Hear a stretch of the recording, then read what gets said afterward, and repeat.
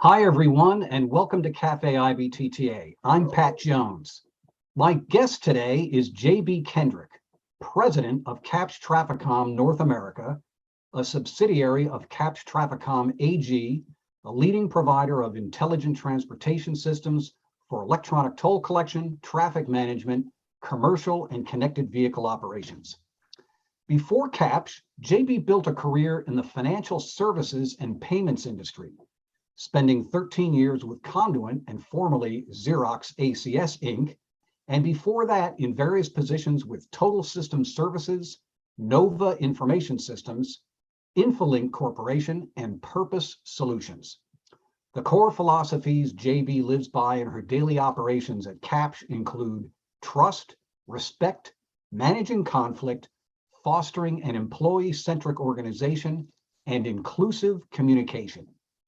JB, welcome to Café IBTTA. It's great to have you with us.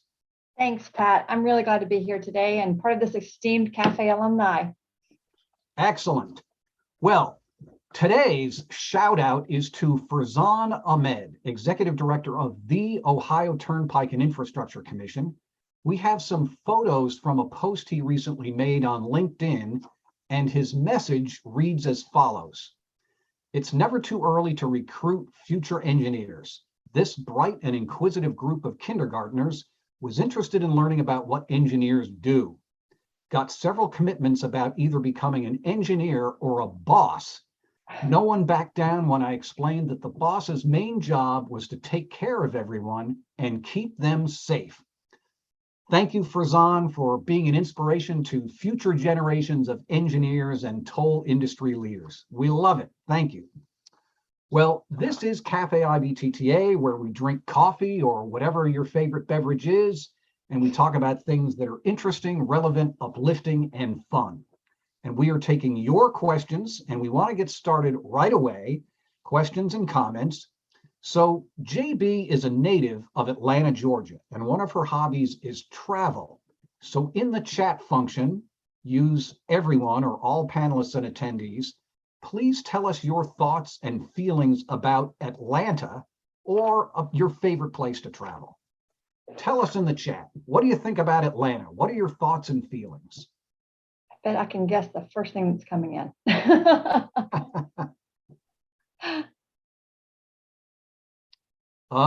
Is that it? Is that it, JB? It is, but it has a challenging airport right now. Someone has definitely been through my city recently. Braves. Yeah, go Braves. Definitely. And the aquarium, very nice. Humid.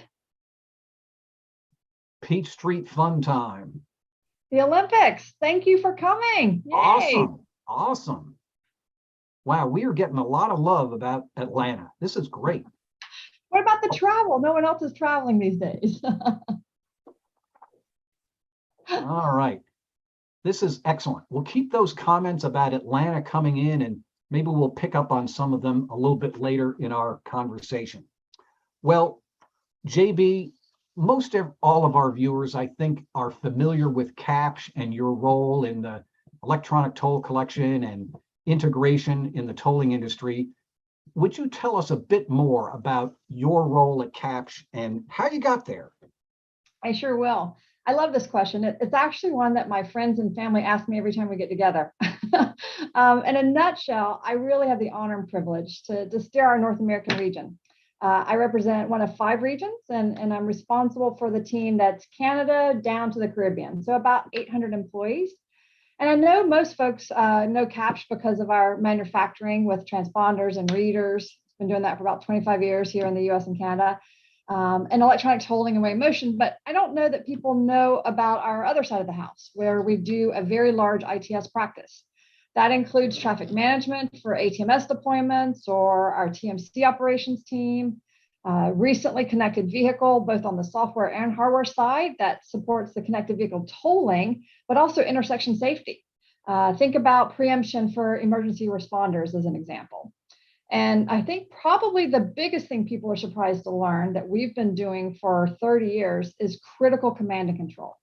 SCADA deployment. So Port Authority New York, in New Jersey, New York City Transit, the tunnels and the bridges in that particular area. We do that with our control. So it's really neat stuff. That's cool. And JB, you are a relative newcomer to the tolling industry. Tell us where you got started and how you came over into tolling. So a short answer is many wonderful mentors in my life, and one heck of a fantastic CEO by the name of George Capsch. But the longer answer is so many folks who've been here before. I didn't wake up and say, I'm going to go run a transportation business. In fact, I started out as a family-owned business, and we kind of sold for our supper, if you will. I went into college thinking I was going to be an attorney, came quickly out of college and a court internship and said, no, business is much better route for me. And then went directly into the financial sector. So the credit card industry was very exciting when you came out of school. And for 25 years, I've been able to work with large financial systems, doing back office processing for hundreds of millions of transactions that are really critical for everyday life. And then you fast forward that 5 years, and here I am. A persistent recruiter named Joe found me and said, I want to introduce you to this great company called Capsch. I joined running sales here in North America, and then about 16 months ago, had the privilege to accept the president position.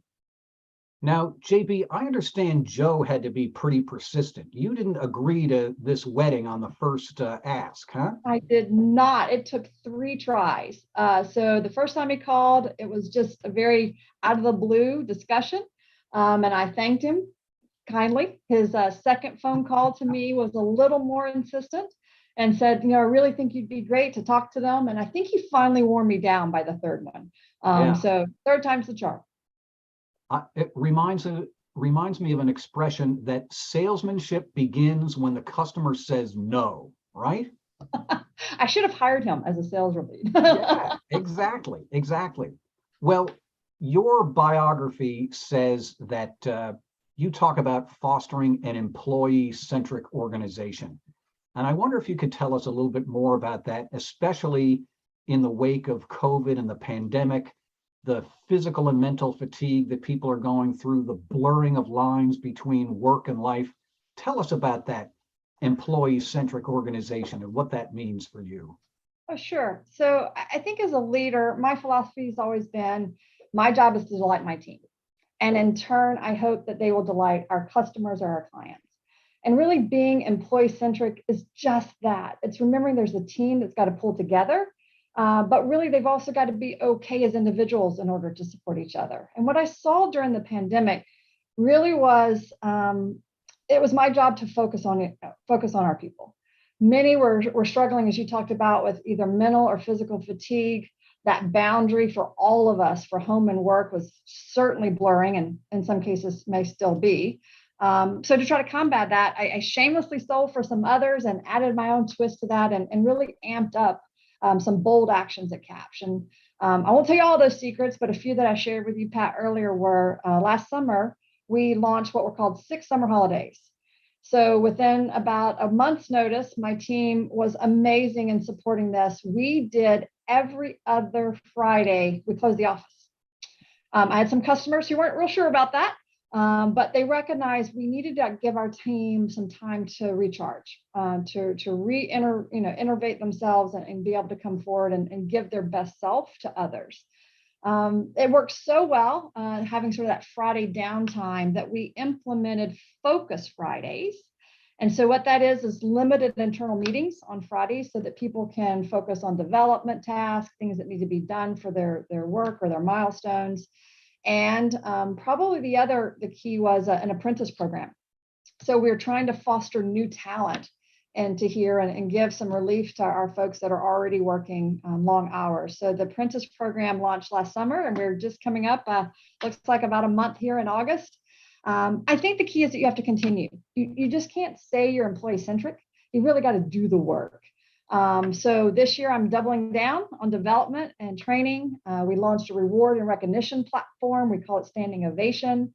And then I'm going to try a few new things. So just as those scratched their heads last year, you may have a new one from me this year. So we're going to do a pilot for some condensed work weeks. So can 410s work in the normal jobs, if you will. We're going to start really focusing on limiting emails and meetings so that Focus Friday concept gets stronger. and I'm tickled. We are now launching Focus Friday globally at CAPS. So not just in North America, but all 4,000 plus of us around the world are going to be doing it. So maybe you guys will embrace Focus Fridays with us. Wow, wow. And you know, the idea of giving people, say, floating holidays or floating vacation days in the summer may not be as effective as your designating specific days when everybody goes home, because you have to give them downtime from getting emails and questions from their coworkers, right? Right, right. And I think that's where either the condensed workday, or as we're moving forward with, why do I need to be at this meeting? You know, maybe I can do this with an email versus a meeting, or can we be more focused in a meeting? You don't need to have 20 people on the 2 line. Maybe the 2 line are required, and we really start implementing a stronger case for people to have that downtime to do work they need to. JB, one of your colleagues has confessed that JB has called me out twice for scheduling a meeting on a Friday. I have learned! Exclamation point. Huh? Yeah, it's okay to have one-on-one chats. It's okay to work on development, maybe with your mentor or one of our trainers. But if it's a routine meeting, let's try to get it in earlier in the week. Yep, yep. Well, JB, you've also been a big proponent of DEI and women in the workplace, and you're the co-sponsor of the Diversity, Equity, and Inclusion Council at CAPS and some other activities. Tell us a little bit more about that. Thank you. I can't stress enough the importance that all voices have to be in the room, but they also have to be at the table. And I do believe great discussions are better with better decisions when you have different perspectives that are actually represented. I know there's been a lot of focus on diversity, equity, inclusion lately, and we have to continue to do more. It is uncomfortable, and we have to have those discussions.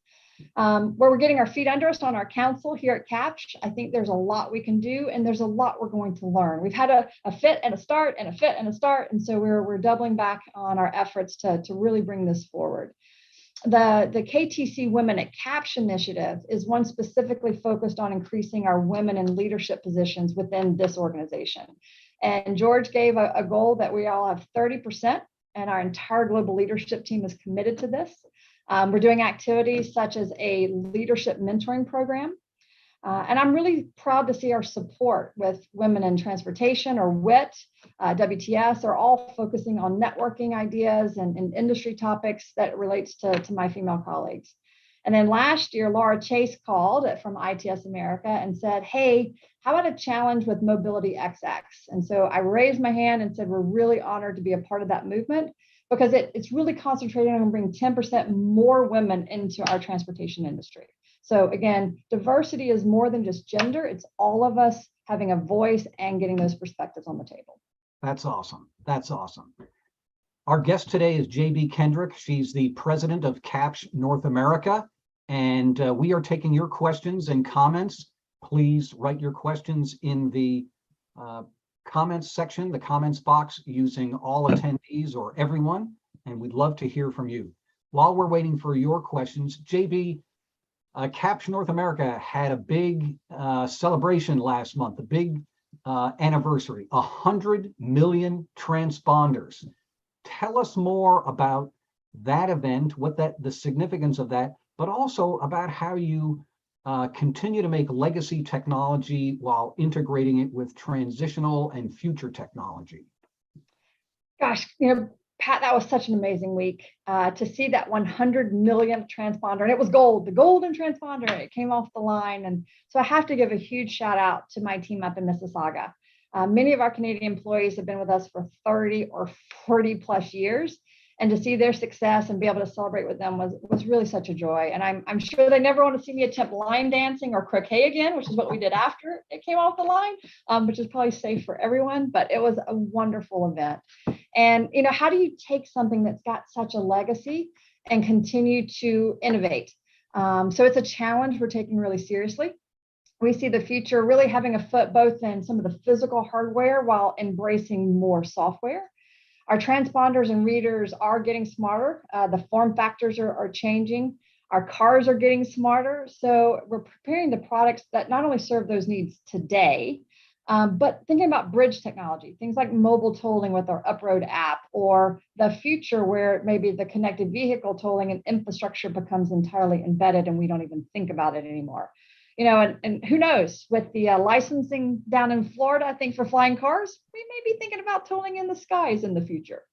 All right. I like that. I like that. Let's keep tolling moving into all modes of transportation. JB, I have to ask you about your background there, 2022 Year of Believe. Tell me about that. What's that all about? All right. So most of the folks on the team who know me, and they'll probably send you some text messages here in chat. I'm always looking for ways to pull people together, to collaborate and never miss a good theme. So at the end of 2 years of COVID, it just seemed like believe was the right word. And I had finished binging Ted Lasso last holiday season. And I put up in January my hand-drawn version of Believe. And it was pitiful. And so my graphics team said, we can do a little bit better than that. And they came up with a January background that was that sign. And I'll show you a picture in a second. Well, it led to a new design every month. And so I'm having to up my game each month. And then the generic one that you see behind me, I use for most serious meetings. But within the organization itself, I've had some fun. Let's see if I can show you one here. So here's a collage. Let me step over. How's this? So you can see my Believe one in January was definitely attributed to Ted. Donkey from Shrek, for those of you out there who are Shrek fans, you may believe Donkey. Yeah, Donkey. I believe. That was kind of fun. Let's see, Journey. Let me move out of the way. Journey there for Don't Stop Believing. I have to laugh. April was the big quote in the top that you see. And everybody's like, boo, we want something more fun. So I went to X-Files and I was crushed. I had half the staff who goes, what is X-Files? So what's X-Files? Okay. Yeah, right. What's exactly. X-Files? Yep. And then everyone seemed to know who Cher was. And then this month we got a little fun. I get a little more modern with TikTok. So I put George on my TikTok for the month. So Year of Belief. And George looks like he's got his lab coat there. Is that part of the 100 million celebration? It was, and that is the actual transponder in his hand that came off. When you're on the production floor, there's certain safety protocols. And so we're all in specific coats. You got shoe protection cover and that kind of stuff. So yeah, we all looked like we were professors or doctors that day. So that's the Willy Wonka golden ticket at the assembly line, huh? Absolutely. Absolutely. Well, JB, when we spoke last week, you mentioned to me that your grandmothers have had an outsized influence on your life.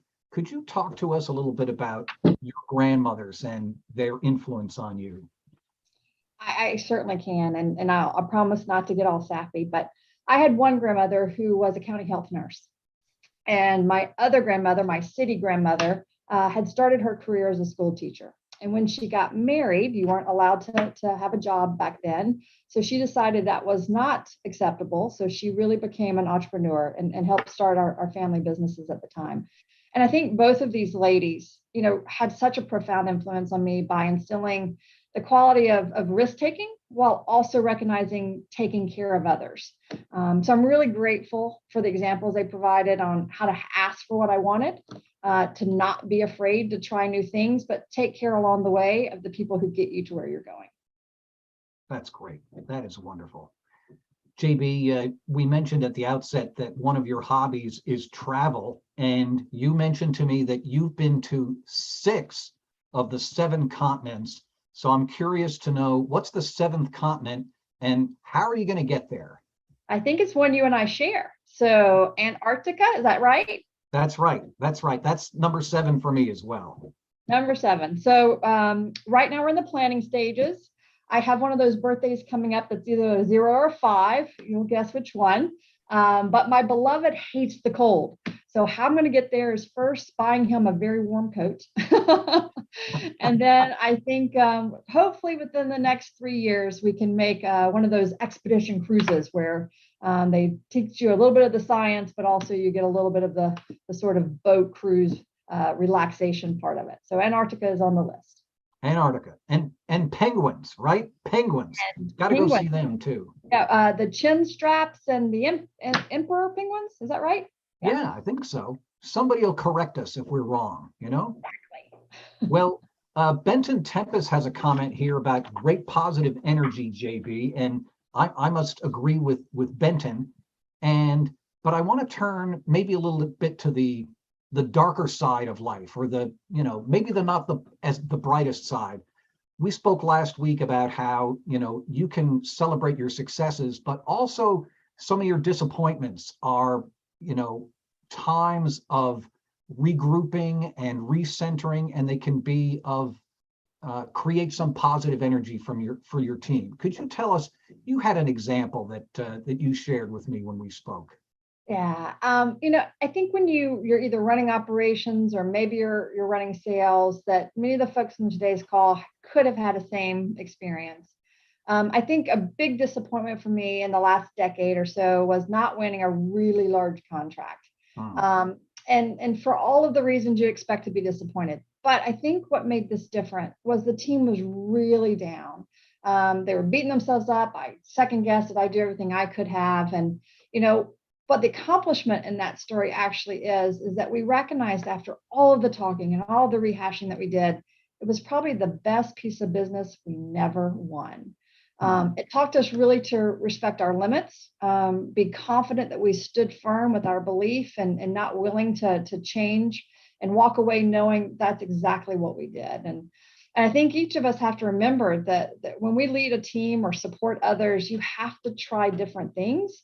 You've got to be willing to fail. And it's only in those failures that you really do learn a lot. And I try to encourage my team, while it may not look like you thought it was going to, you actually are going to learn something very valuable. And that contract, I know it would have been terrible for me personally. I know it would have been terrible for the people around me and the company. But we are so much better for it. So it's, I told Pat I wouldn't tell who it was, but it was something that taught me a lot.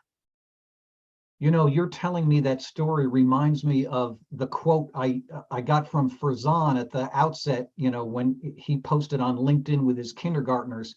And he said, I explained that the boss's main job was to take care of everyone and keep them safe.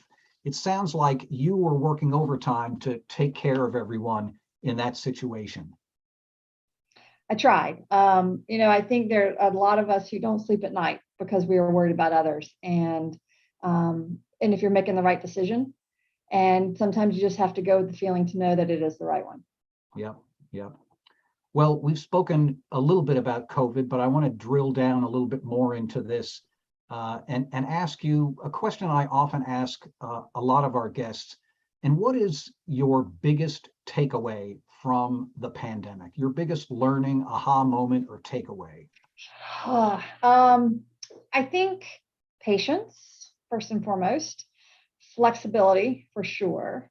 But I think the last one I would say is civility. I think COVID took a lot away from us because it's easy just to jump onto Zoom and Teams and go to the next meeting. And we kind of lost sight that there's a real person on the other side.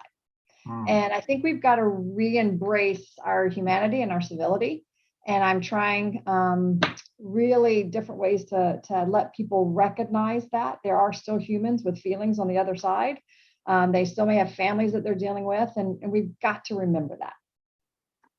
Civility, I agree 100%. That is such an important thing in our society. And I agree with you that I think living through the pandemic and the struggles that everyone had seem to take some of the energy out of our ability to be civil. And we have to recommit ourselves to that, from coming to a four-way intersection in your car and, letting the other people go rather than jamming through that intersection. It's the little things that really seem to make a big difference. Yep, I agree. JB, you mentioned to me that you've had a lot of CAPS people participate in IBTTA's Leadership Academy, and you've created something similar at CAPS. Tell us about that. Well, I told you, Pat, the best form of flattery is stealing your great ideas. So thank you to IBTTA for not only setting an example. I think CAPS has been fortunate enough to have a member of every generation of Leadership Academy since it started. And they brought so much to our organization and to their teams. And we took a page out of your book. So we launched our own VLA. It's a virtual learning leadership academy, especially since we're still having some folks not able to travel as easily. But it also let us reach a broader audience. So we've done 2 leadership academies so far. Our 3rd cohort starts next month. No, September, sorry, starts in September. And as a result of the first few groups that have gone through it, we're actually expanding it. So now we're going to start next month, an emerging leaders track. So trying to really encourage leadership in our industry, but more importantly, community ability to share with others people leadership skills, how to talk to each other, and really manage all the boundaries that is life and is work. And so thank you to IBTTA for what you've taught us. So with role playing and great development teachers from our HR team, I'm so excited to have a VLA here at CAPS. That's awesome. And a little bit of IBTJ history here.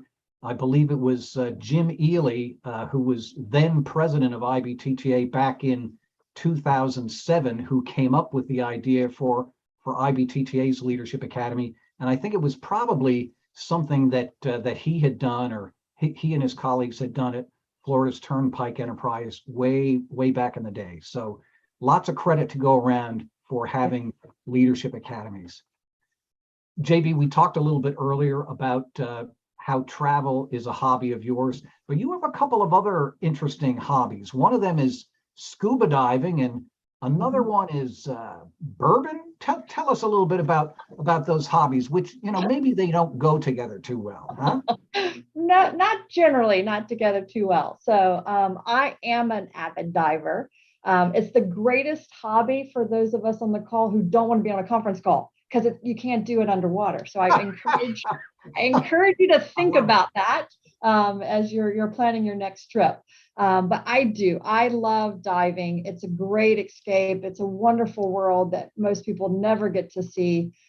Creatures and wonderful formations underwater, wrecks, all that kind of good stuff. But bourbon you can do after you dive. And so this is a recent find, I'd say in the last 6 or 7 years. So always open to suggestions for new ones to try. But yeah, those are 2 passions and 2 hobbies that hopefully will take me for many years in the future. Awesome. JB, I'm going to make a couple of announcements, and then I'm going to come back to you for some final words of wisdom. Sounds great. So everybody, don't forget to complete the survey that you'll receive at the end of today's Café IBTTA. We love hearing your comments and suggestions about the future. Upcoming events, August 4, we have the Leadership Academy Alumni Association Poker Night fundraiser. On September 16, we have the IBTTA Board of Directors and several committees meeting in Austin, Texas, just before the IBTTA annual meeting and exhibition that takes place September 17 through 20. Then October 23 through 25 is IBTTA's Global Summit in Dublin, Ireland. Please visit the IBTTA website for details about all of our in-person and virtual meetings. So JB, what final words of wisdom do you have before we sign off today?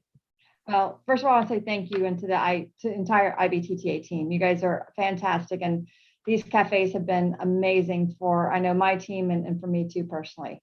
So let's see, closing remarks. I'm sure there are plenty of business leadership or wisdom advice that you guys are hoping to hear, but I'm going to take a different slant.